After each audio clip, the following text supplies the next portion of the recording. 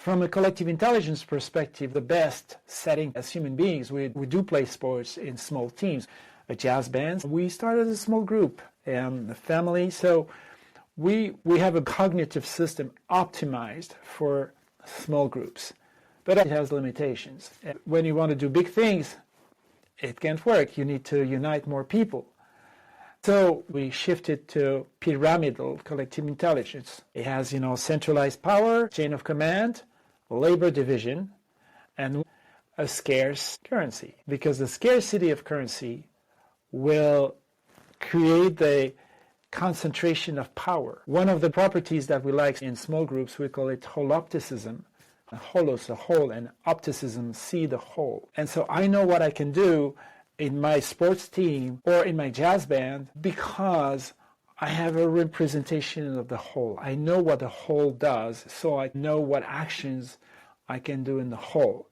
Every time you have a pyramidal structure, you let a minority of people to deal with something so big, they can't embrace the complexity.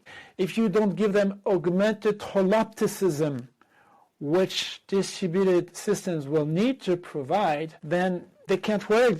They hit, the glass wall.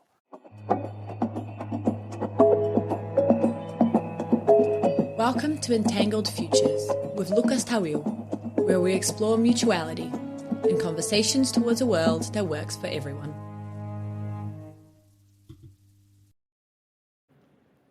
This episode is brought to you by the Holochain Foundation.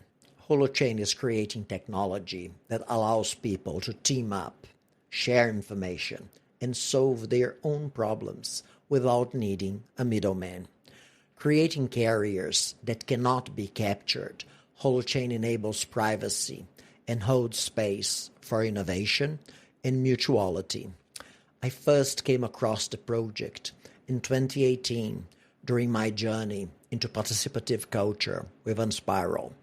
My good friend Haley Cooper-Ryder pointed me to the green paper, and I was blown away by the vision of a local-first, decentralized internet.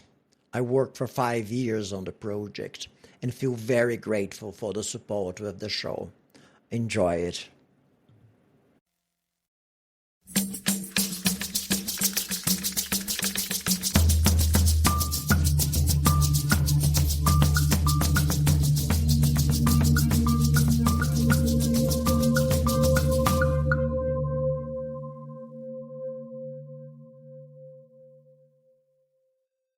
Today we welcome Jean-François Noubel, a visionary thinker, speaker, and pioneer in the realm of collective intelligence. Jean-François has dedicated his research to understanding how humans can evolve from ego-centered systems to new forms of collaboration that honor our interconnectedness. With a background in computer science, linguistics, and philosophy, Jean-François has worked at the cutting edge of technology and humanity. He explores how we can transcend the limitations of current societal structures, embracing what he calls the next species of humanity. From his deep insights into money and currency systems to his practical experiments in living systems, Jean-François invites us to reimagine how we live, work, and create together. So get ready to expand your perspective and dive into a fascinating conversation about the future of collective intelligence, the role of inner transformation, and the art of designing systems that truly work for all. Welcome, Jean-François. It's an honor to have you with us. Nice to meet you, Lucas. Thank you so much for having me here.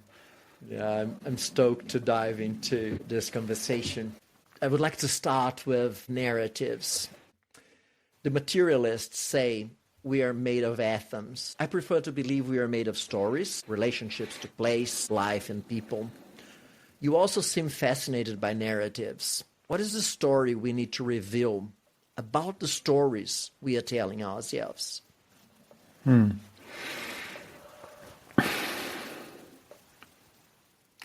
Well, first, I don't see a bigger driving force than stories. And I'd rather even say myth, not as a mythology like old stories, but myth as those kind of stories that invite us to a greater journey and to overcome our limitations and to do something so big and so cool and so impossible that we want to do it, like really going to the moon, going to space and building, the best journey, the best experience we can build for ourselves. That means dreaming something that does not exist. So not just the storytelling. Now, we do exist as storytellers. We've existed as this forever since we speak together. 50,000 years ago, you had human beings around the fire sharing stories. So we do exist as storytellers, as storytelling beings. Yeah, no bigger force than this. Now, we have different levels of stories. Those stories we say every day. What did you do today? And that will reflect how you see the world, how you see yourself, your value system.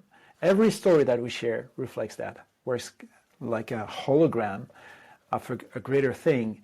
And a hologram of yourself, but also a hologram of the society and the stories you believe in, that you belong to. And you have also other stories that have the mythological aspect of that. When they share something about an epic adventure, let's do something epic together, like take a boat and go over the globe together, explore new frontiers of science, make the most beautiful movie ever, something so incredible that it brings, tears in your eyes when you speak about it. And it also unites people around this because whatever you do, let's talk about space exploration. You have people who do coding. You have people who do accounting. You have people who train as astronauts.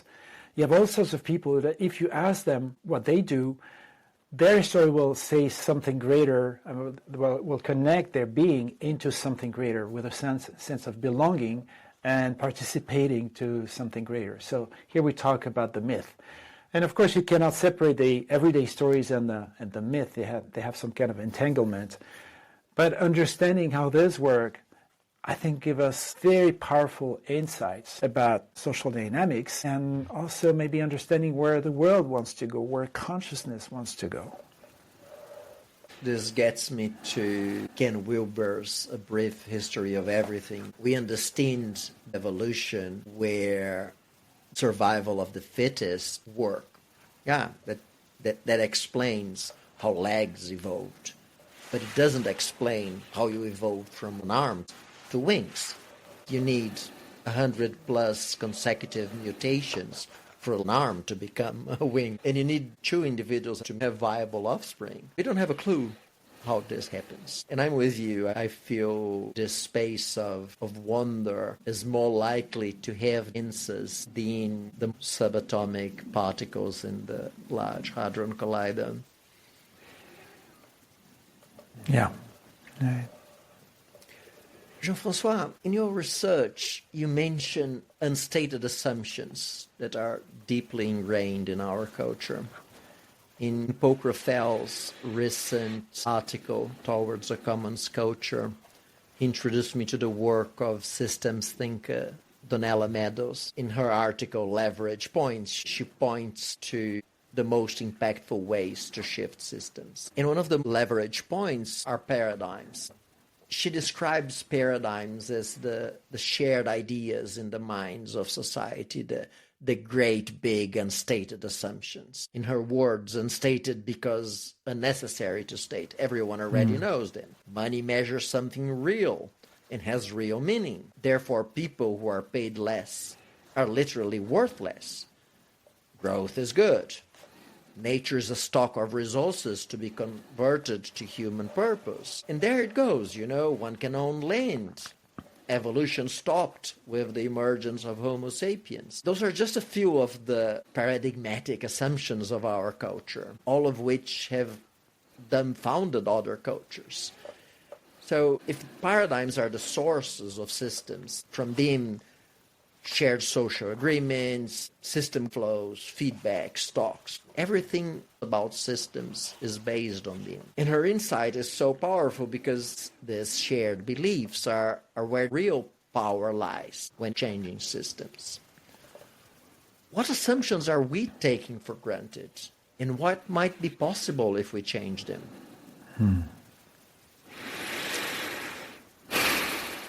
What a topic, what a big topic. We have so many assumptions, and many of them rooted in stories we share. So, for instance, we've shared stories that, women don't have the same level of intelligence than men for thousands of years. And today, a majority of people consider that slaughtering animals represents a very natural order, just like people of color in slavery belong to the natural order.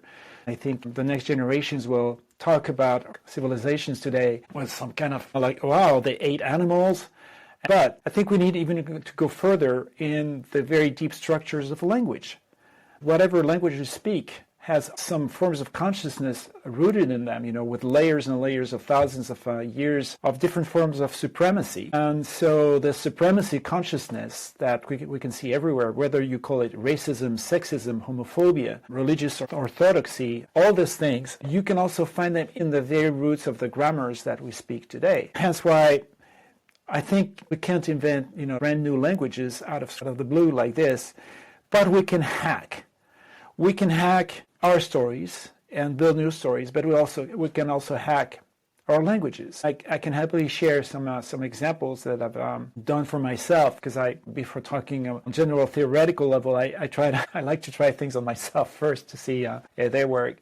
I try to work on new stories and see if they make me regress or evolve, and also I try to change things in my language structures and my social codes and every possible aspect where I can see where my consciousness goes.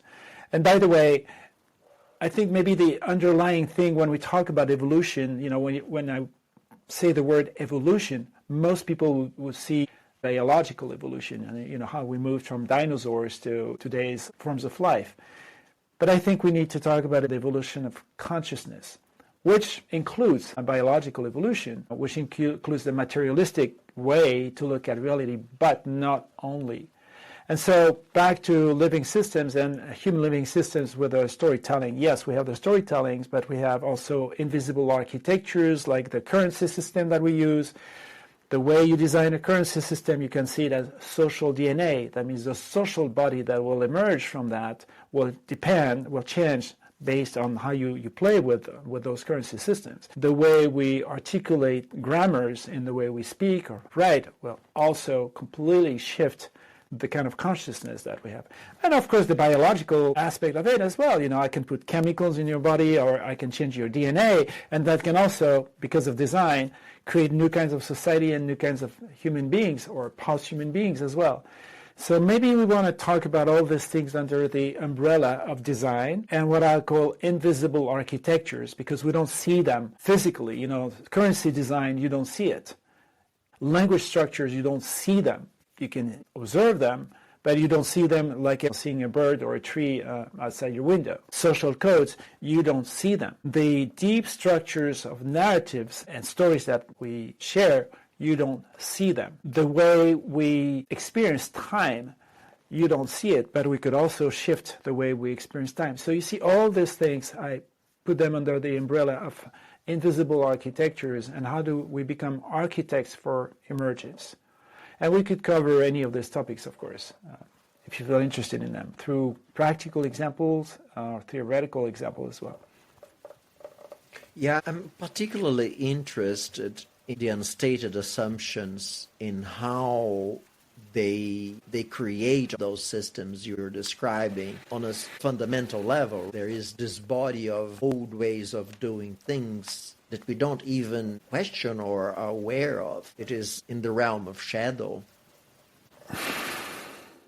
Well, so assumptions, we can take plenty of them, and I gave 2 examples. As a vegan person, I've really challenged that assumption that we need to take the life of other animals. Well, probably not a long time ago when you lived in a tribe, but with 8 billion people on this planet, interconnected and having the capacity to grow food other than animals, why would we keep hurting sentient beings, ruin the planet, and create all these toxic effects that we have on the planet? Here we have one assumption, but who really works on this assumption? A tiny minority of people. Most people will try to capture carbon and without challenging the root hidden assumptions that we need to eat animals. And so we could challenge so many assumptions. However, I also feel quite interested in seeing what we have rooted in the very grammars that we use. So let me take a few examples to see the depth of what we need to address. For instance, when I pronounce the word resource, when I declare something a resource, I've put that word on that something. Then I've shifted my relationship to that something in declaring that a resource. So I can say human resources. I can talk about the things out there in the world as resources. So you can't see it as just a word. It declares something. It changes the rules of relationships and the behaviors I will have with that something or that being. Same thing with what we call thingification. When I say the word meat, well, then I have thingified a being. When I say meat, I transform into a thing and into a resource. I kind of kill the whole array of dimensionalities of that being. You know, that being had a life, had a personality, had a story, had siblings, friends, issues, you know, a whole sense of self.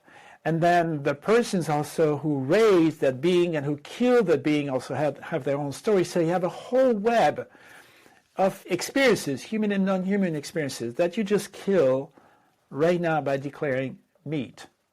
You've thingified. So you have something rooted in language, thingification. Okay? We have those processes rooted in language of domination that we use all the time. Also in many languages, and that includes, of course, your native language, and that we have in so many Latin languages that we speak. We don't have a neutral person. We don't have the it. So the masculine becomes the norm, and the feminine the exception. And that has also impact on your brain. So if you want a patriarchal world, patriarchy has created those kind of grammars that kind of self-justifies the domination from the masculine side over the feminine. And we can go even further. I've changed something quite important in my language, in both English and French. Suppressed a word, I don't know if you've noticed, but I've really taken a word away from my language. Have you noticed that? Not yet, no. Well, usually people don't notice that. I don't use the verb to be. And I haven't used it since we began our conversation. Every time I say, now we'll use it on purpose, I say, you know, this person is like this. The Americans, the women, the Europeans are this or not this. Then, or reality is like this. The isness of things. I impose some kind of absolute truth and absolute reality that has nothing to do with your perception or mine. It just is like this. So let me take an example. When I say, Kev shy, you don't have a choice. He is shy forever. It has nothing to do with you or me. It has an isness of it in the absolute reality. So I create a kind of relationship with reality, with the isness that has nothing to do with the observer. Now, if you hear me say, I met Kevin yesterday, I found him shy.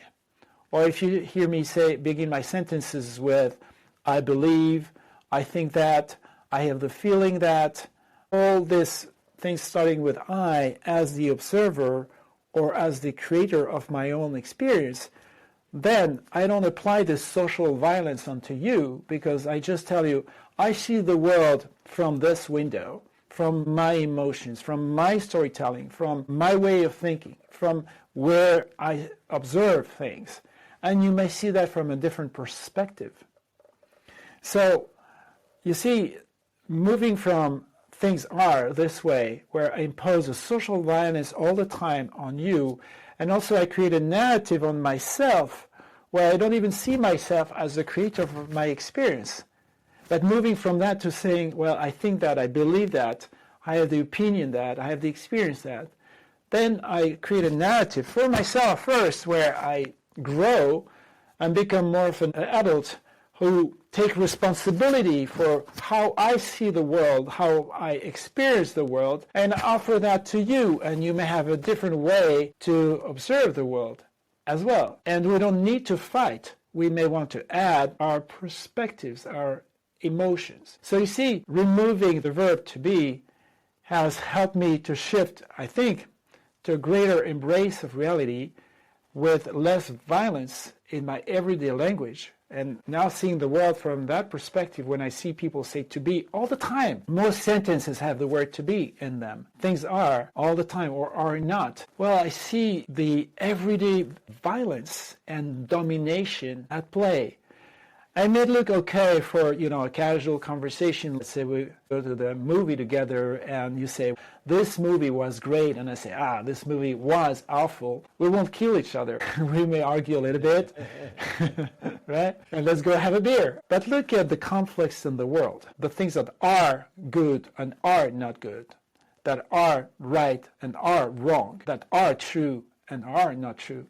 The isness of things leads to most conflicts that you'll see in your everyday life, but also in the big, conflicts in the world.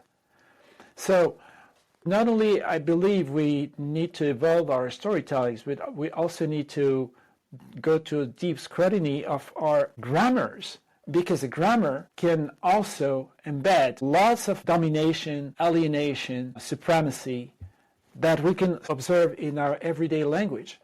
And I don't pretend that I've removed all those things from my language, because I still need to use those things every day. But what can I do today to redesign those architectures in my social codes, in my language, in the way I use technology and the way I use currencies and all these things? And then we have great, leverages that we can use. So in the work narratives doing cultures, there's an underlying layer where grammar is playing in narratives. Yes, absolutely. And how do grammars and narratives work in cultures? So what is it that they build? Well, I don't know all the languages, but if I think of the languages that I know, they talk about causal reality. So you have a subject, a verb, and a target. Like the dog sees the cat.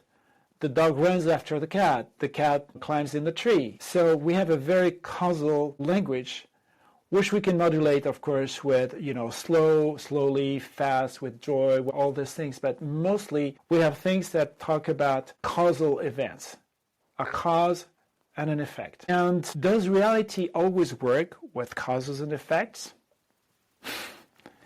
I don't think so. I think causes and effects do happen in reality, but reality probably has much more than just causal things.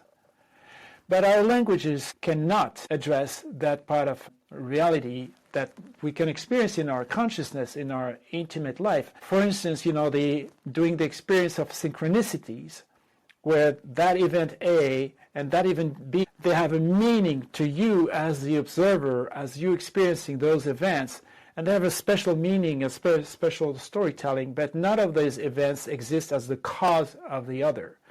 Like you think, of this friend, you haven't met this friend for the past 20 years, and then suddenly you bump into that person in the street, or that person gives you a call. And 1 minute earlier, you thought about this person, and you haven't met that person for such a long time. Then you have a synchronicity. Now, you cannot say your thinking provoked the call, but in our language, we cannot express synchronicities other than in a causal way. So, at least not just a philosophical question, because when we think about systems, you have emergence, like new properties emerge from a system, and causality cannot explain them. The grammars that we use cannot reflect this new level of consciousness that we may have inside ourselves. It cannot bring that to a social reality that we can share. So maybe we also need to evolve those grammars as well.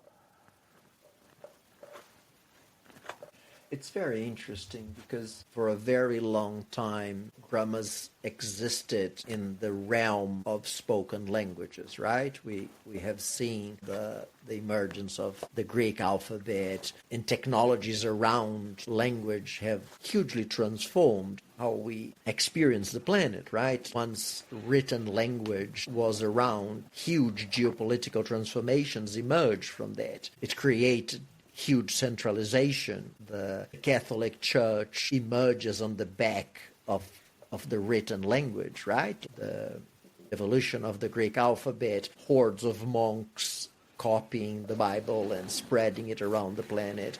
That is the book where people learn how to read and write. But this same centralization increased literacy, and people started reading other things and questioning. So the very centralization carries its mirror image, right? It's decentralization. And then there's the printing press and huge concentration of power on telling stories with the printing press. Stories are cheap, many people are reading, people start having opinions, and again, it carries its own decentralization. And we go on, like the telegraph, the internet, and now we are in this space of distributed technology, right? We encounter this way of getting together, connecting our computers and doing things. What is the story rooted in this distributed technology? What is hidden in there? Well, you can see in the examples that you gave, the writing, where you just had an elite who could read and write and had also access to the means, the technology. Not everyone had access to paper, and not everyone had access to the tool that you use to put a sign on the support. So we always have the same pattern where few who innovate, and because they know, they have the control. Not necessarily with bad intention. I don't know. I don't have the answer about the everyone-ness. However, we can clearly see an evolution from centralized to distributed. From a collective intelligence perspective, we started in what we call original collective intelligence. That means the small group, the tribe. Human beings, we do play sports in small teams. A jazz band, a startup, we started a small group and a family. So we have a biology and a cognitive system optimized for small groups. But of course it has limitations. And one of the big properties that we like so much in small groups, we call it holopticism.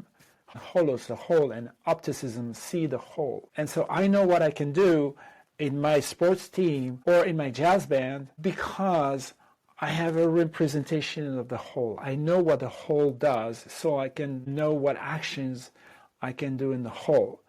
And we can come back to this notion later, but remember original collective intelligence. That has limitations because when you want to do big things, it can't work. You need to unite more people.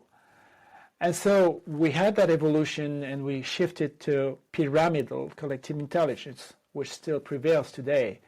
You have to think of, moving from nomadic tribes to people who stayed at the same place, sedentary lifestyle, agriculture, explosion of complexity, explosion of birth, like birth rate increases. You need to specialize, have more specialized jobs. You need to administrate bigger territories. Oral traditions cannot cope with this level of complexity. And then you have this miraculous technology, the kind of internet of the time, called the writing. That comes because now you can transport information through space and time, which you cannot really do that much with oral tradition. So that really brought the keystone technology for pyramidal structures to emerge. And we still live by those standards today. It has, centralized power, it has chain of command, labor division, and one very important, harder to understand, a scarce currency. Because the scarcity of currency will create the concentration of power. If you want concentration of power, make a scarce currency. It will mutually reinforce itself. JF, I remember reading that written language emerges from accounting, in that accounting emerges from agriculture, preservation of grain, so that it is in cultures where grain became visible, that a staple that you can stock and survive droughts and sieges, where mathematics and accounting emerges, and then language, and with it a scarcity currency. Is this a correct connection of the two things?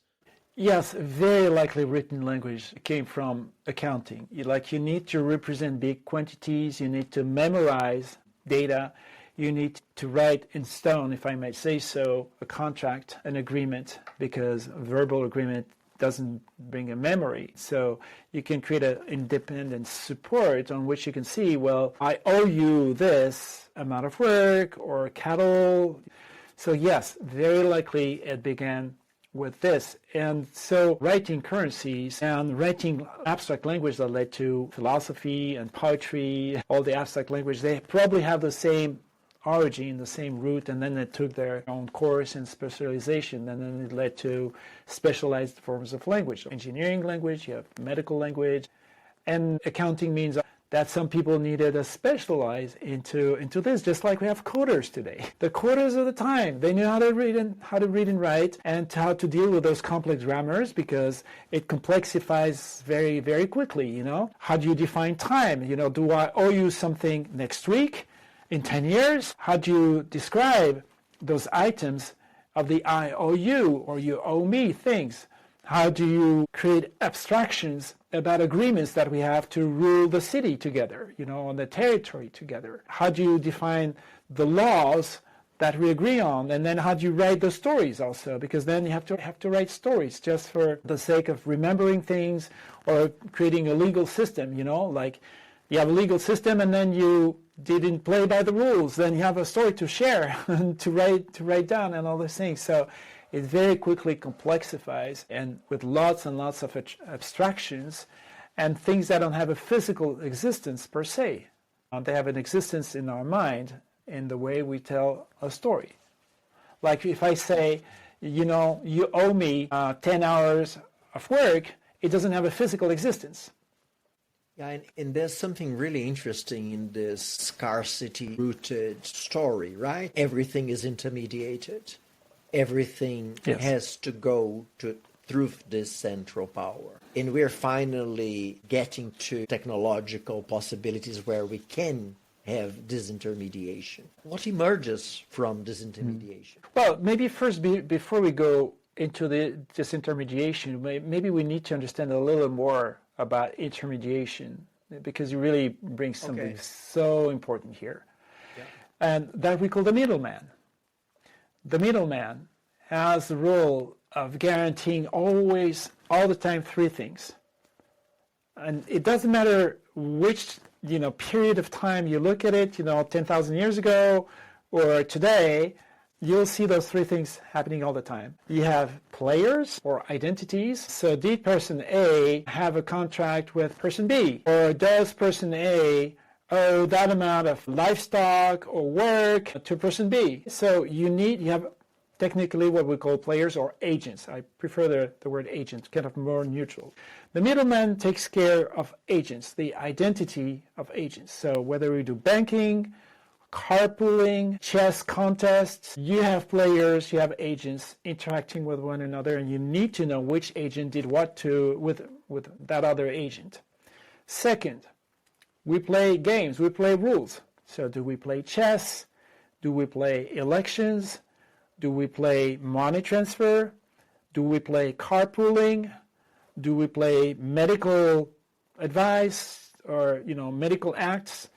You play a game, different games with different rules. The middleman also needs to guarantee that you play by the game. Like, you know, did you do the right medical act in the whole medical world? Did you play the right chess move if we play chess? Did you rent an apartment to me or a car? All those things. So did we play by the rules? And third thing, the data. We update data all the time. What amount of money do you have on your bank account? Which ride did you give me on this carpooling system? The middleman guarantees those records of agents, rules, and data in a good space, that you will play by the rules, right agents, and yet that you have a right data updated all the time. Whatever you want to do, you know, rule a country, or play a contest, or do banking, or do Airbnb, you need the middleman. We never knew how to do differently than that, but it has some consequences. Number one, you as a middleman, if you want to do your job in a good way, you need always more and more information and control. You have this kind of natural drive. I need more data because I want to do my job well. Oh, I need more people. I need more control. It can grow and grow and grow and create what we call bureaucracies, or those kind of big cancer, when it becomes so big that it lives just for itself. Now it becomes its own self-interest. And just because of a natural drive, let's even forget about, people who want to make personal profit of that. Just if they want to do a job in the right way, it will take this direction. Yeah, that's a beautiful acknowledgement that all power becomes self-serving. Absolutely. Even if it starts really well-intended with a revolution chopping the heads of the nobility, it becomes self-serving. It's the nature of it, right? Exactly. And if you look at all the bureaucracies in the world, you can see that kind of story. Now they become self-serving and they need to justify their work. But, of course, it also gives you a lot of power.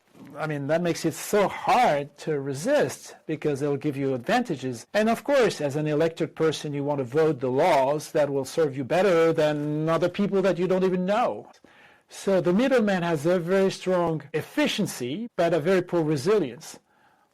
Good efficiency, poor resilience. Because if you attack it, if you intoxicate it, if you corrupt it, if you hack it, then the whole system will collapse. And when you look at history, you know how the whole course of humankind changed brutally because of a tiny thing on the head, Think of Trump's assassination attempt. It didn't work by one tiny little move of the shooter that could have changed the course of the world. And you have this concentration of power, you see, so much connected to a tiny variation, further effect at this moment. And we could say the same thing for the assassination of Kennedy. What would have happened had Kennedy not died, right? Exactly.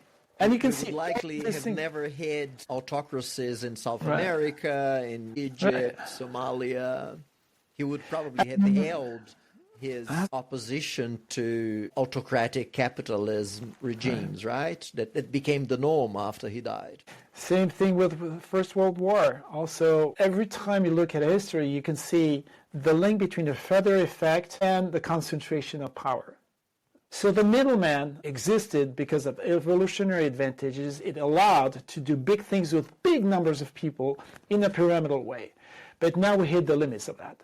We've never seen so much concentration of power that has nothing to do with democracy.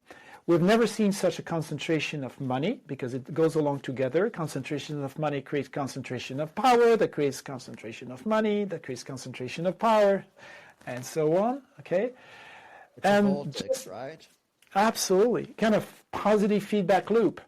So I don't even need to talk about it from a moral perspective, but from a system design perspective, it has reached its limits. Thank you.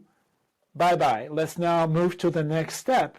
Now we know how to put the middleman into the whole system. So the whole system becomes its own middleman. And Holochain, the big story about Holochain, it did that. It began with the blockchain saying, we could do with some accounting, with tokens, in a very limited way, energy-consuming way. It worked a little bit like the first plane of the Wright brothers. It showed we can take off, okay? Now, do you want to put your ass in that kind of plane? I doubt it. I do not want to put my ass in the blockchain technology. As big as it may become, it doesn't do what we need to do today. It doesn't fulfill the whole requirements of living systems, of distributed living systems that we need today. Holochain does that. So from a bigger perspective, you see, it resolves this limitation of the middleman because the whole system now can become the middleman, or part of it. It doesn't say that it has necessarily to become that all the time. Sometimes we need a middleman. I don't say we don't need middlemans anymore. But we need to know the limitations of that, and we need to know that now we have a choice. So how is Holochain able to deliver this intermediation? What is it that it does that delivers this intermediation? Yes, it takes away the middleman, or I would say everyone can become an intermediate. I'd rather put it this way. It really distributes in the system the intermediation and does not concentrate that in the hands of the few. So that makes the system much more resilient, of course, without taking the efficiency of that. Now, I would like to invite you to make this hard exercise. to think like, what if our species now becomes able to build distributed organizations? That means that we can build societies and collectives that don't have a concentration of power in them. That means, and I mean not just how language works, like languages, they evolve in a distributed way already. They don't have, they have very little intermediation. But what if we could do that for everyday decisions? Like what happens in your body. You don't need to think about what your thyroid does. You don't need to understand what your bladder does or your liver do. You have so many automated flows. I see that in the future where lots of things will self-regulate in a distributed way. Now, for building organizations, whether you want to create a new technology or to organize your territory, then we need to make decisions together and explore those possibilities where you know that everyone can participate and it doesn't need a centralized power. What does that mean? We have so much not seen that. It seems so abstract. When I give talks, people keep asking me, yeah, but who will decide? Well, maybe decisions will emerge without us even knowing who decided. They just emerged, like stories emerge. There are design patterns for that. Like Elinor Ostrom won a Nobel of Economics identifying the design patterns for managing the commons, for deciding together. Absolutely, yes. Who's in the membrane? What are the agreements? How often do we make the agreements? How is the punishment? How it increases? So it's not that there isn't knowledge around this. We not only have the technological bits and bobs, but we have the social understanding as well, right? Yes, absolutely.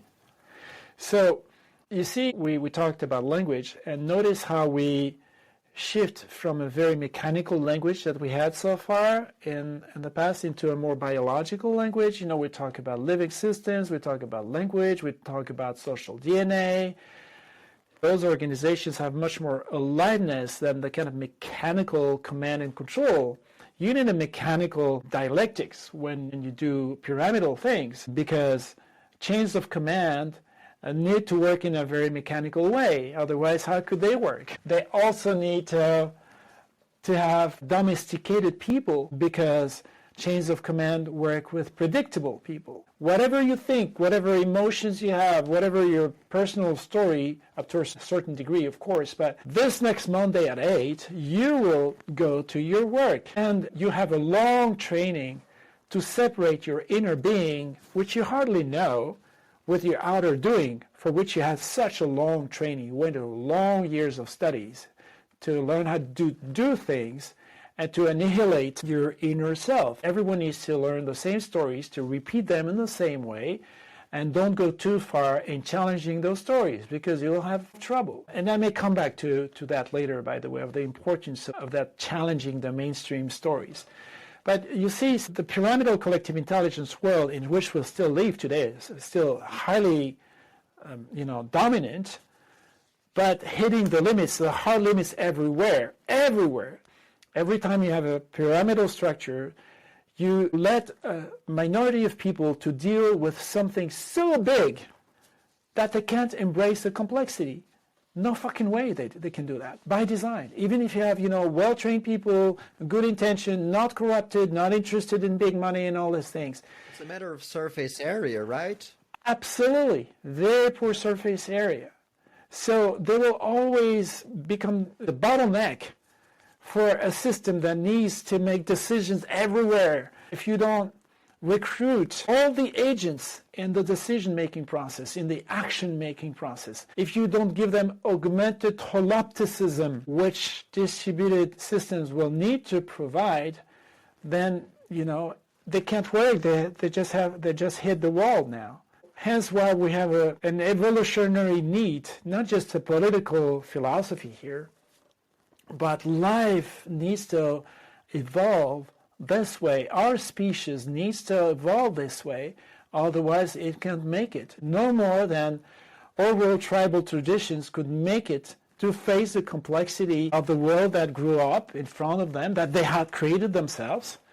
And now they needed, another technology in another paradigm. And you can't ask that dude in the tribal world who grew up in oral traditions to understand what the writing and centralization of power would do and create civilizations. No way that person could anticipate the shift of reality that would happen in the next hundreds of years, because the person didn't have the grammars to talk about this reality. And today we face the very same limitation, like we've always evolved in the pyramidal world with the grammars of domination that you need in the pyramidal world.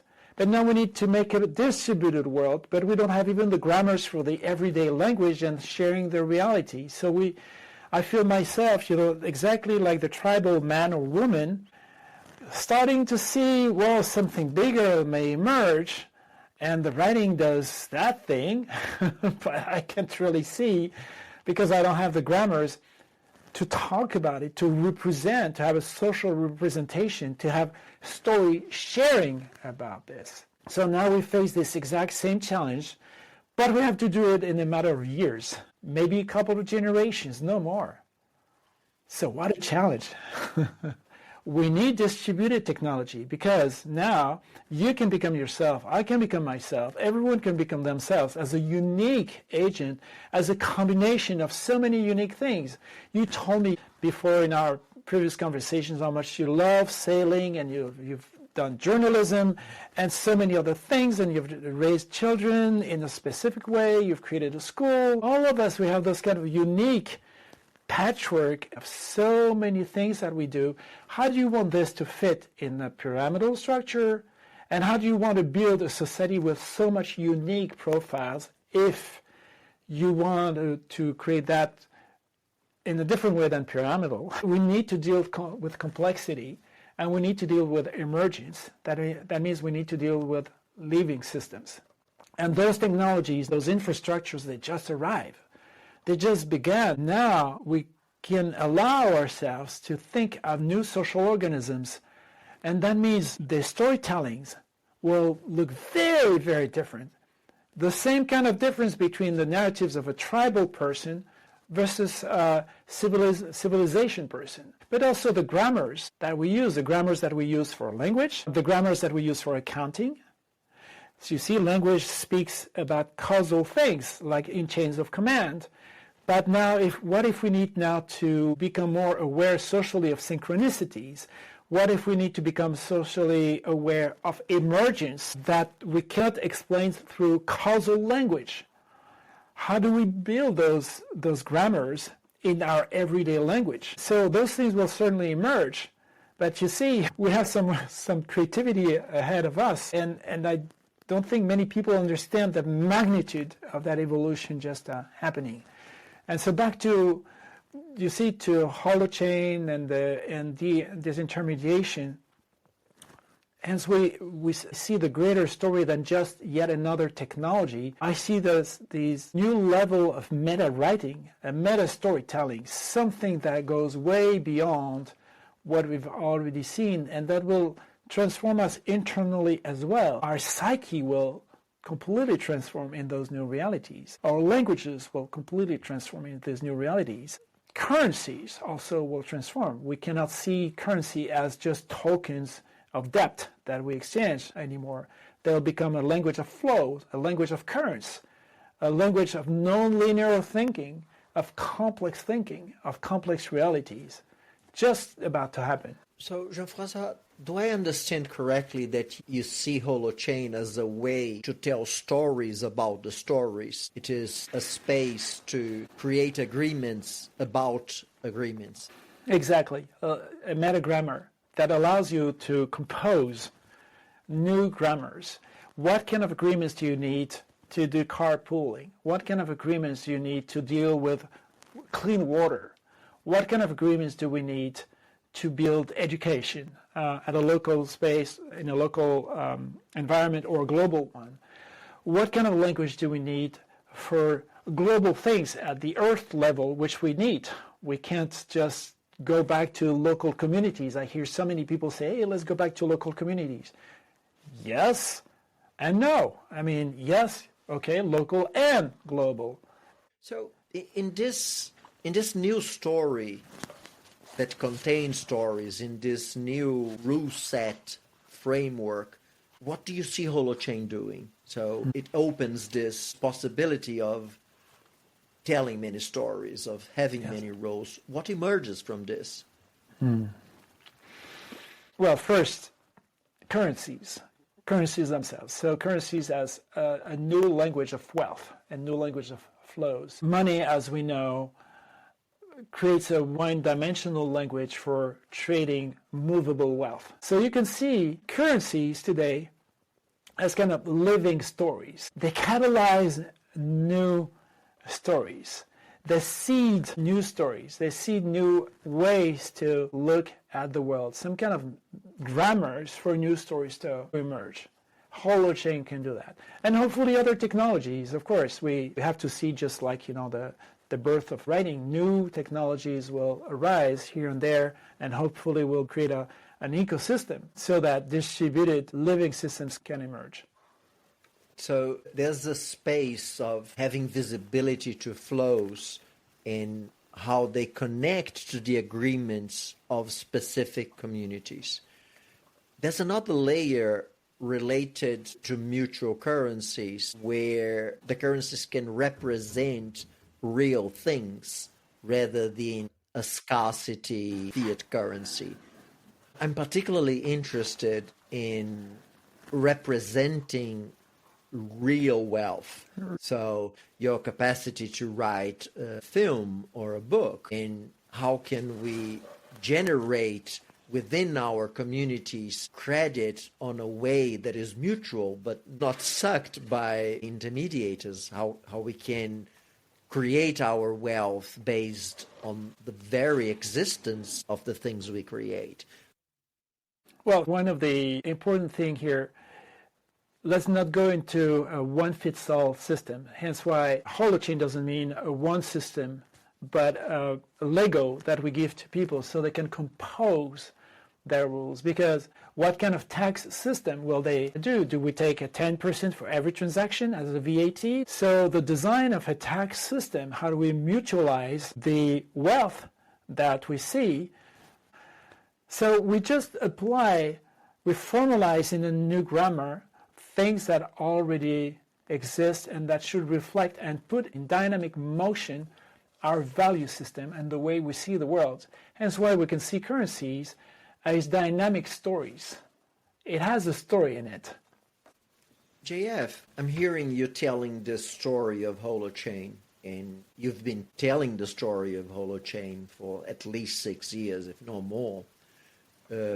How did this story evolve? You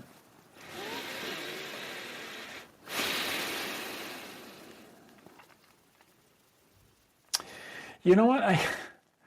I don't think it has evolved that much. Maybe I have a more refined way to say it today, but 10 years ago, I would probably have told you something quite similar.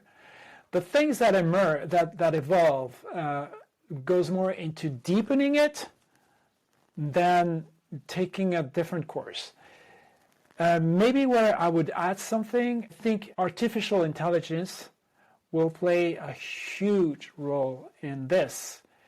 And we may not have enough awareness of that in the Holochain ecosystem. And again, because I see most people sometimes rejecting technology because they're confused with how we use the technology. So I see lots of people scared about artificial intelligence or like many other things, but I rather ask them, whose hand holds the hammer? Whose hands holds the tool?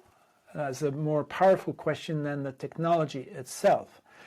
Imagine that, what artificial intelligence, which to me looks more like collective intelligence, what it can do to gather billions and billions of data in a distributed system and give you augmented holopticism.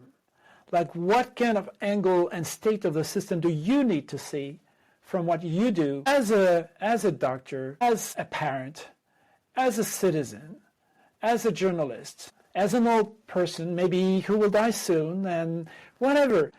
You need different angles. You don't need the whole thing. You need an angle. So just like on the sports field, you see the game, you have a holopticism. You got trained by this. You got trained to read what happens on the sports field.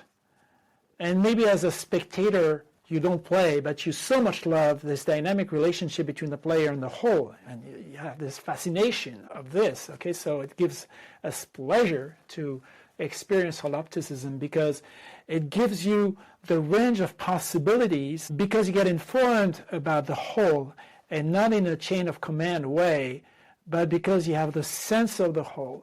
And artificial intelligence can do that. It can get all this data and gather it and also turn it into storytelling for you, not just analysis, but it can tell you today, well, you know, we need more care for the elderly because it knows you can do that and because it knows you love how to do this, and it can give you some possibilities of things that you can do and that you like in accordance to your profile in the system. And by the way, it knows a lot about your profile because you've created so much semiotic traces here and there that it can also build a sense of you.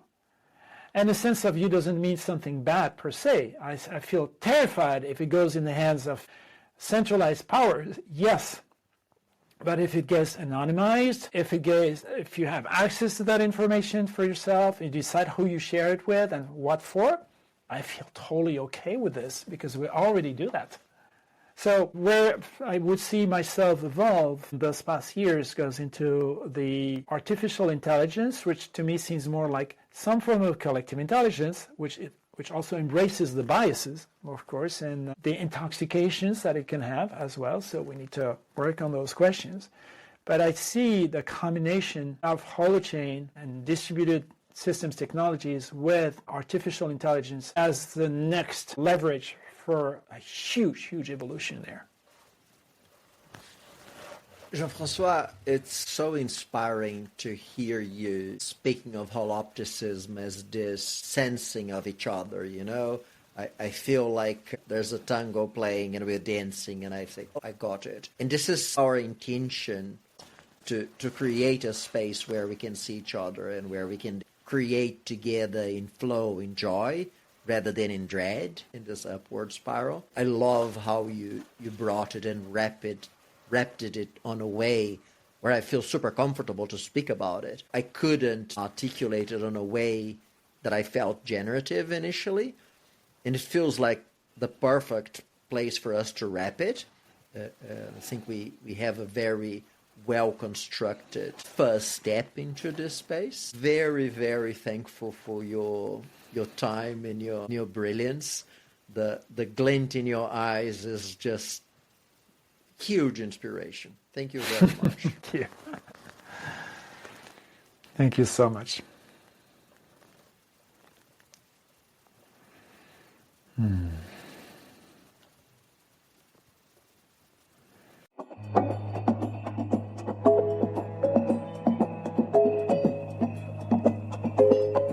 Thanks for joining us at Entangled Futures. Subscribe to our channel for more conversations on mutuality towards a world that works for all.